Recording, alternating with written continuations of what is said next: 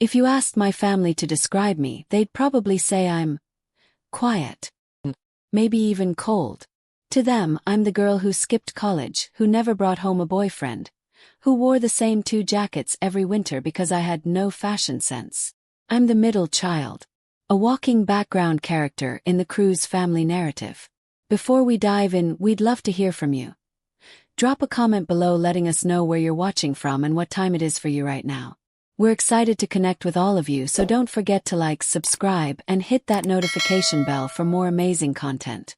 Now back to the story. But I'll tell you who I really am. I'm Vanessa Cruz. Nessa, to the very few people who've earned the right to call me that. I run a multimillion-dollar tech startup, built from scratch out of a tiny bedroom in a shared apartment. I employ over 70 people across 3 continents. My software keeps entire companies afloat. But my family, they still think I work in online stuff. Whatever that means. Let me take you back to where it started. 3 days ago, I was sitting on my balcony, sipping lukewarm coffee from the chipped mug I refused to replace. My calendar was clear. For once, I wasn't working. I was going through emails when a ping lit up my phone. Group chat. Cruz family dinner. That alone was a surprise. I wasn't in any family group chats. I opened it instinctively. Probably a mistake. There they were, 15 unread messages. Pictures of balloons. Catering options. A band recommendation. Chloe. I already booked the private room at La Fiorella. Mom's gonna freak out, smiling face with heart. Liam, we doing the photo slideshow. Got some old baby pics to embarrass her. Tia Mari. I can bring the wine, but someone tell Nessa not to pick weird music again. Weird music. Kept scrolling. That's when I saw it. Chloe, just a reminder guys. Nessa's not invited. She'll ruin the vibe like last year. Then a laughing emoji. Then 3 more from other relatives. I don't know what part of me cracked first, my chest or my pride. Last year I had brought a tiny cake. Made. Vegan, gluten-free because Mom had just gotten that health scare with her cholesterol. I played a soft acoustic version of her favorite old Spanish song on Bluetooth. Not dramatic, just thoughtful. Thought. Apparently that was ruining the vibe. I stared at the screen for a while before I responded. Just 2 words. Noted. Thanks. Seconds later the group chat disappeared. I'd been removed. It wasn't like I didn't see it coming. I'd always been different. Chloe. She was the golden child. High heels and high expectations. Our mother lived through her. The fancy job in marketing, the bright white smile, the boyfriend with a law degree. Liam. He was the baby. Could do no wrong. He got away with ditching classes, wrecking a car, ghosting a job after a week. Still, he was just figuring things out. Me. I was the weird one who never fit in. The one who preferred coding to clubs. The one who stopped coming to family dinners after my name became the punchline. The one who never told them what she was building. They didn't ask. I stopped offering. After the group chat incident, I spent the rest of the day staring at my reflection in the dark laptop screen. Not crying. Not mad. Just quiet. I thought about calling my mom. Asking her if she knew. If she agreed. But silence answered that question for me. She hadn't reached out. Not to invite me.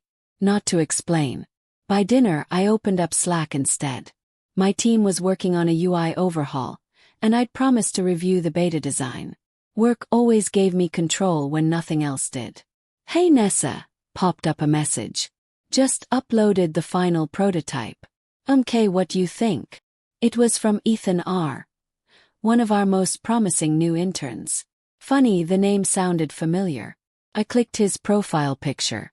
There he was, smiling, same jawline, same eyes, standing next to Chloe, her boyfriend. She must have met him after he started at my company. Different last name, so she probably had no clue. I stared at the picture, amused. Ethan. Chloe's boyfriend. My intern. I closed the window without saying anything. You might be wondering why I didn't flaunt my success. Shove it in their faces, demand their respect. Because respect given under pressure isn't real. I wanted to be valued for who I was, not what I had. But I learned the hard way. They only see you once someone else does. Still, I'm not going to pretend the exclusion didn't hurt. Growing up, I used to think families were supposed to be your safe place. But in mine, love always came with conditions. Look pretty, don't make noise, fit in, laugh at the right jokes, never outshine Chloe. Once, at age 13, I got an award for winning a regional coding competition. My mom barely looked up from the stove. Meanwhile, when Chloe landed an internship at a beauty brand, the entire family threw a barbecue to celebrate. That was the moment I learned how invisible I could be. The next morning I sat at my desk, still wearing last night's hoodie, hair a mess, no makeup. I had a Zoom meeting with the new hires. Quick onboarding check-in. I didn't expect anything interesting. Until I heard the voice. And honestly, our team's leadership is just insane, in a good way, Ethan was saying. Like Vanessa Cruz. She's brilliant. Quietly intimidating though. That made me smile. One of the others chimed in. Oh, you mean our CEO? Ethan laughed. Yeah. She doesn't act like one though. It's weird in a good way. I mean, she could own the room if she wanted to. But she doesn't try to impress anyone. Total boss move. I sat back in my chair. Chloe's boyfriend. Complimenting me. Not knowing I was that Vanessa. Fate had a sense of humor. Later that day my phone buzzed again. A photo from Aunt Mari. She sent it directly this time. It was the birthday party. Mom glowing in front of a glittering 60 sign. Chloe in a satin dress, arms around Ethan. Liam raising a glass. Everyone smiling. Not a single trace of me. No one had noticed the hole I left behind. But soon they would. Because for the first time in my life, I wasn't sad to be left out. I was ready. Ready to stop hiding. Ready to let the truth stand in plain sight. And when it did, they'd realize I was never the invisible one. They were just too busy looking at themselves to see me. I spent the next few days in a strange fog. Not the kind that makes you forget things, but the kind that makes everything sharp. Too sharp. The light hurt my eyes, every sound felt amplified, and my thoughts never stopped moving. I kept checking social media even though I told myself not to. Every time I opened my phone, there was another filtered photo from the party. My mother holding a sparkler. Chloe's glittery dress twirling mid-spin. A video of Liam clumsily giving a toast and everyone laughing as he called Mom, the queen of the cruise castle. And through it all, not once did anyone ask where I was. I wasn't angry. I want to make that clear. I wasn't some bitter sibling waiting to claw her way into the spotlight. But you know what's worse than anger? That hollow ache that tells you you were never really part of something to begin with. That's what I felt. Still, work gave me something they never had. Purpose. Respect. My team trusted me. My employees came to me for leadership, not approval. They didn't know how many dinners I ate alone. They just knew I delivered. The Monday after the party, I walked into our headquarters in the city for our quarterly leadership roundtable. I usually worked remotely, but every now and then I made an appearance. It helped the team stay grounded, and it reminded me that I'd built this. Ethan was there. Polished. Charming. Wearing a crisp navy shirt that looked like Chloe probably picked it out. He didn't see me at first. I was behind the conference wall, watching him help set up chairs. He greeted everyone with a smile, cracking jokes with the junior developers like he'd been here for years instead of 2 months. He was good. I'll give him that. And then he turned and froze. Vanessa, he said, blinking. I didn't realize you'd be here in person. He nodded. I like to surprise people. Yeah, no, totally. I mean, it's great to see you. He shoved his hands in his pockets, suddenly awkward.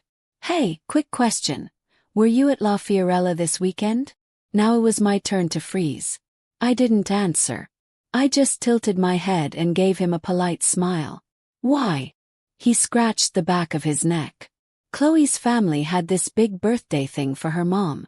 I thought I saw you or someone who looked like you in a photo. But maybe not. There it was. I kept my face unreadable. I wasn't there. Oh. He paused, sensing something maybe but not knowing what. Small world though, huh?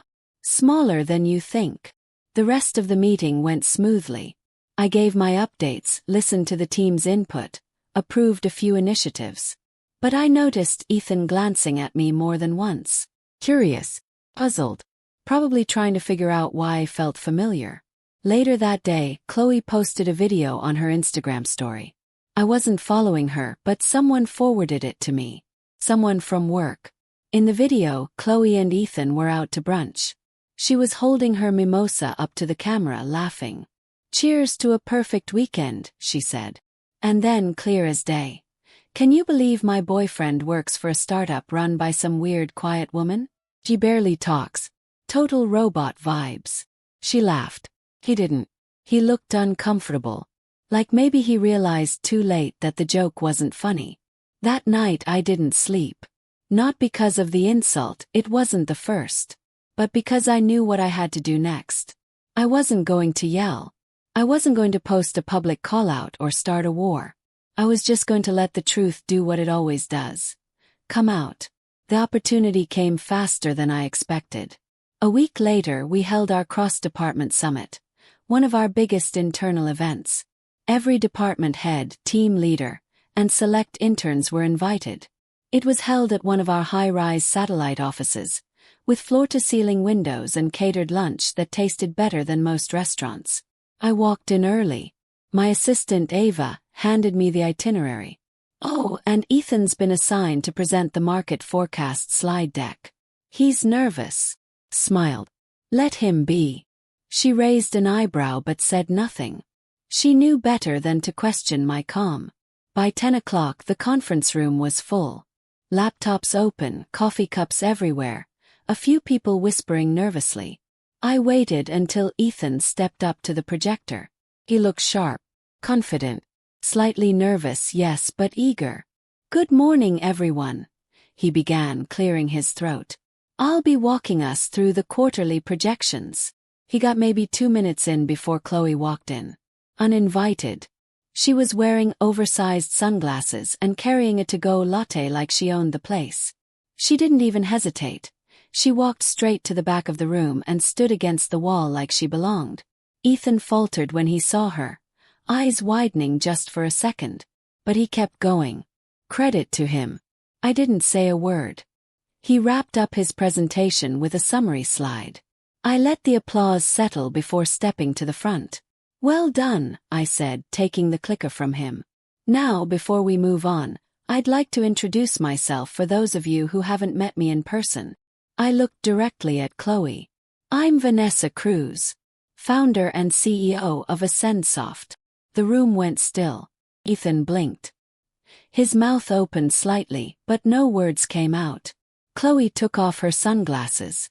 Slowly. Her mouth hung open, confused. I watched her eyes scan the room, as if she expected someone to laugh. No one did. I looked back at the team. It's been 10 years since I started this company with nothing but a laptop and a dream no one believed in.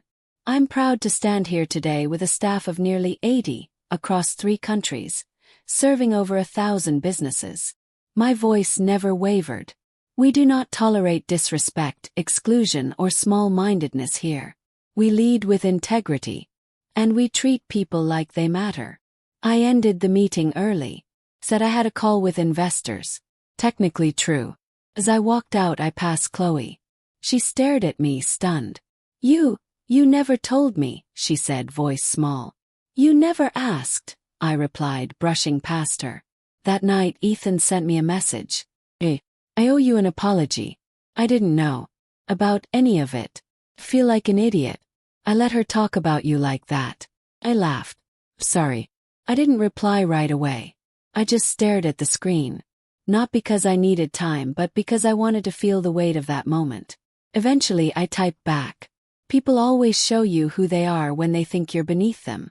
The next day, Chloe messaged me. She didn't apologize. She demanded to know why I embarrassed her. "You could have warned me," she said. "No," I wrote back. "You could have treated me like family." And then I blocked her. For the first time in years, I felt light. I didn't need their approval. I didn't need their celebration. What I needed, what I had built, was something they couldn't touch. I didn't show up to the next family event either. I heard through the grapevine that Mom asked where I was. That Chloe didn't answer. That Liam surprisingly said, maybe she finally got tired of being treated like she didn't exist. Maybe he was right. And maybe I didn't want to be part of something that only loved the version of me they could control. Because the real me, she's finally here. And she's done pretending to be small. It had been 3 weeks since the summit, and my name hadn't left Chloe's mouth. I knew because people told me. Friends of friends. Distant cousins. Even co-workers. Somehow she managed to spin the entire moment into a victim narrative. How I humiliated her in front of a room full of strangers. How I'd been keeping secrets. How it was manipulative that I hadn't told the family about my company. Secrets. As if anything about me had ever been a secret. They just hadn't paid attention. But Chloe was unraveling now, trying to stitch herself back together with lies and smirks. I'd been quiet long enough. And it was time she learned something I had learned a long time ago. Reputations aren't protected with noise. They're protected with truth. I didn't plan revenge. That would have made me like her. But I knew how to use the truth like a scalpel. And Chloe had handed me the perfect blade. The week after the summit, Ethan submitted a request to transfer to another department. Ava flagged it for me. I told her to hold off. Instead, I asked him to meet me in the executive lounge. It was private, soundproofed, and the espresso machine actually worked. He showed up 5 minutes early as expected. Hair combed, blazer pressed. Nervous. "Have a seat," I said, gesturing to the sleek armchair opposite me. He sat. "I got your transfer request," I said. "I want to know why." He swallowed. "I just think it's better. Cleaner." "For who?" His eyes dropped. "Everyone." I leaned forward. "Ethan, did you lie on your application?" His head shot up. "No. Swear. I didn't even know you were." He stopped himself. "I mean, I didn't realize, until the summit." I nodded slowly. "So, you didn't know the CEO of the company you interned at was your girlfriend's sister?" "No," he said quietly. "She told me her sister did blogging. Or sold planners or something." I raised an eyebrow. "That's what she told you?" "Yeah." He looked embarrassed. "And I didn't question it." "I should've." "You should've," I agreed. There was a silence. He sat there, shoulders tense, waiting for the hammer to drop. But I wasn't here to punish him. Not directly. "Look," he said finally. "I just want to do my job. I didn't come here to get in the middle of some family drama." "That's the thing," I said. "You already are." He looked up. "Chloe's been talking," I said. "A lot. She's trying to rewrite the story. She's just..." "Don't defend her." He flinched. "She made me the villain," I said softly. "After years of treating me like the extra in her movie, she's angry I finally took center stage. But I'm not asking you to take sides." He nodded slowly, still unsure. "I'm asking you," I continued, "to stop pretending you don't know what's right." He sat very still. Then carefully. "If she keeps lying, what are you going to do?" Smiled. "I'm not going to do anything," I said. "I'm going to let her do it to herself." Later that week, Chloe showed up at my mother's house unannounced. I knew because my aunt texted me a blurry photo of her on the porch, sobbing. She said, "You're trying to ruin her life. What the hell is going on?" I didn't respond. But I knew Chloe. She wasn't crying because she felt bad. She was crying because she was losing control. And Chloe without control. That's when she got dangerous. 2 days later, Mom called. "Vanessa," she said, in that clipped tone that told me she wasn't calling for a chat. "I'd like you to come to dinner." I stared at the phone like it was a trap. Probably was. "Why?" "Because your sister is upset. She said you embarrassed her." I blinked. "She humiliated me. For years. And now she's upset because the truth finally showed up in the same room." Beep. "You two need to work this out." "No," I said. We really don't. Silence. Then, you're being cruel. That stopped me cold. Cruel. Cruel was being 13 and overhearing your own mother say, Vanessa's just difficult. I don't know what to do with her.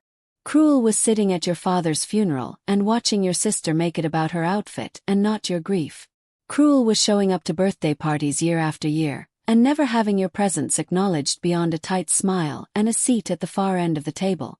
Cruel, I said quietly, is pretending someone doesn't matter until they make you uncomfortable. Then I hung up. I knew what would come next. Calls. Texts. The whispered guilt trips passed from aunt to cousin to family friend like a game of emotional telephone. I braced for it. What I didn't expect was the email. From a journalist. Subject line. Tech CEO's hidden identity. Sister of viral influencer? Click. Apparently, Chloe had decided the best way to take control of the narrative was to turn me into content. She'd posted a video. Dramatic background music, fake tears, the whole performance, talking about how she'd only just discovered that her estranged sister was secretly a tech CEO and had humiliated her in a meeting. She painted herself as the blindsided sibling, struggling to process the betrayal. I watched the video twice. It was surreal, like watching someone try to rewrite your life while you were still living it. My inbox exploded. Some wanted comments. Others wanted interviews. One tech blog framed it as the entrepreneur with a messy family secret. I didn't respond to any of them. I went to work. Called Ava. I want a press release ready by morning. We're going public. Pause. Your identity. All of it. See, I never needed attention. I built a send soft quietly. Purpose. But if Chloe was going to drag me into the spotlight, I was going to make damn sure she didn't control the lighting. The press release was simple. An official introduction, a highlight reel of the company's milestones, and a statement from me, clear, direct, powerful. I believe leadership is about integrity. About building something that lasts, even when no one's watching. I didn't hide. I just worked. The story flipped in 48 hours. Now the headlines read, CEO speaks out after sister's viral smear campaign and from underdog to powerhouse. Vanessa Cruz isn't hiding anymore. Public support flooded in. I got messages from women who had been written off by their families, people who had been underestimated, invisible siblings who watched golden children get all the praise. Felt like the world saw me for the first time. And I let them. I went on a podcast. I wore black. I didn't smile much. I didn't need to. They asked, what do you want people to know about you? And I said, that quiet doesn't mean weak. That being overlooked teaches you to look within. And that sometimes the best revenge is doing exactly what they said you couldn't, without ever needing them to clap. The podcast went viral. Chloe posted another video. She cried harder this time. Accused me of weaponizing sympathy and profiting off her pain. It had the opposite effect. Brands started dropping her. She lost a skincare partnership. Then a PR client. People scrolled back through her past tweets and found plenty to criticize. The persona cracked. And Ethan. He didn't leave the company. He transferred departments but stayed. We never talked about Chloe again. One day he sent me a message. Thank you for not ruining my career with hers. I replied. Thank you for not pretending you didn't see her. Some nights I still sit on my balcony. Same chipped mug. Same old hoodie. Only now I'm not invisible. And neither is the pain they caused. I don't need an apology from Chloe. Or Mom. Or anyone. Because this life I built, is louder than anything they refuse to hear. It's funny how silence can say more than words ever could. After the podcast, after the press release, after the interviews and the viral soundbites, my phone went quiet. Not in a peaceful way. In that eerie, deliberate quiet that only comes when people don't know how to face you anymore. The kind where they've said too much behind your back to speak to your face. I hadn't heard from Mom since she called me cruel. No messages. No emails. Not even a forwarded recipe or family chain letter. It was like she'd decided if I wasn't going to play the role she wrote for me, I no longer existed. And yet, somehow, Chloe couldn't stop talking about me. Another video. This time from a car, her voice low, eyes red. She said she was traumatized. That family should be private. That I hijacked her life for attention. There were fewer likes this time. More comments like, "You created this drama yourself. And your sister handled it with class. Maybe learn from her." She turned them off within the hour. Her brand, which once sparkled with influencer polish, now had cracks you could see from space. One of her biggest sponsors pulled out publicly, citing her recent controversies and the disparity between her public values and personal actions. Even I winced a little. Not out of guilt but recognition. Chloe wasn't losing because I attacked her. She was losing because her reflection didn't match her projection, and the world finally noticed. Still, I didn't gloat.